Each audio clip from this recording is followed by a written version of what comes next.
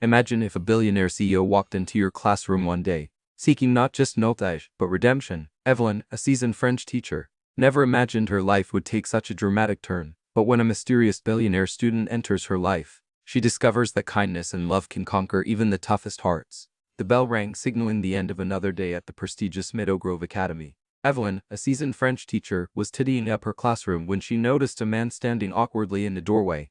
He was tall and imposing, with a sharp suit that screamed wealth and power. "Can I help you?" Evelyn asked, her voice steady despite the sudden flutter in her chest. The man stepped inside, his eyes scanning the room as if taking in every detail. "I'm here to learn French," he said, his voice deep and confident. Evelyn raised an eyebrow. "French? Well, you've come to the right place. And you are?" He hesitated for a moment before extending his hand. Alexander Scott." The name rang a bell. Alexander Scott, the billionaire CEO of Scott Industries. What on earth was he doing in her classroom? She shook his hand, trying to hide her surprise. "Well, Mr. Scott, welcome to Meadow Grove Academy. I'm Evelyn. I teach French here." He nodded, his expression serious. "I need to learn French. I have personal reasons." Evelyn studied him for a moment, sensing there was more to his story than he was letting on. But she had always believed in the power of education to transform lives, and she was willing to give this unlikely student a chance. "Well, Mr. Scott, I'm glad to have you in my class. But I must warn you, my teaching methods are unorthodox. I believe in immersive learning, and that means full immersion." He raised an eyebrow. "Full immersion?" She nodded. "That means no English in the classroom, only French. Can you handle that?" He considered her words for a moment before giving a slight nod. "I can handle it." Evelyn smiled, feeling a spark of excitement.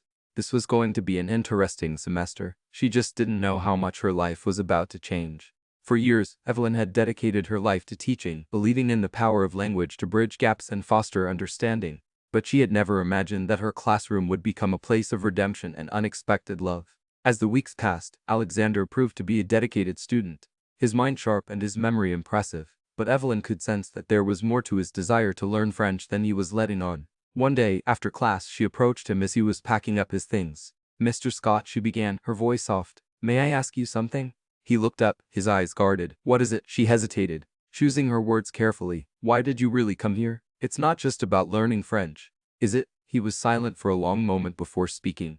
"No, it's not," he admitted. "I came here because I needed a change. I needed to find a way to redeem myself." Evelyn's heart ached for him. She could see the pain in his eyes, the weight of his past pressing down on him. "Well, Mr. Scott," she said softly, "I believe that everyone deserves a chance at redemption, and I think you've come to the right place." He looked at her, gratitude shining in his eyes. "Thank you, Evelyn," he said, his voice thick with emotion. As the semester progressed, Evelyn and Alexander formed an unlikely bond. She saw the kindness and vulnerability beneath his tough exterior, and he saw the strength and compassion in her. And slowly they began to fall in love. But their love story was far from simple. For Alexander, this love was a twist he never saw coming.